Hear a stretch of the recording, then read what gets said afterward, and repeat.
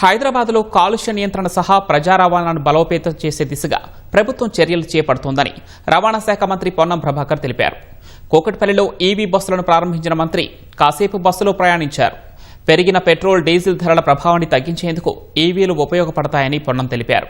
ఢిల్లీ మాదిరి హైదరాబాద్ కాలుష్య సమస్యలను ఎదుర్కోకూడదనే ఉద్దేశంతోనే ఈవీ బస్సులను ప్రవేశపెడుతున్నామని స్పష్టం చేశారు. ప్రభుత్వంలో ఆర్టీసీ విలీన ప్రక్రియను త్వరలో చేపడతామన్నారు. కార్మికుల సమస్యల పరిష్కారానికి ప్రభుత్వం కట్టుబడి ఉందన్న మంత్రి పొన్నం ప్రభాకర్ తెలిపారు. ఆర్టీసీ గుర్తింపు సార్లు ఎన్నికలు జరుగుతాయి. వీలైనంత తొందరగా ప్రక్రియ ప్రారంభమైంది. దానికి సంబంధించి ఆదేశాలు ఇవ్వడం జరిగింది. గుర్తింపు సార్ల ప్రతినిధులతోటి అధికారులతో కలిసి ఒక కమిటీ ఏర్పాటు చేస్తాము.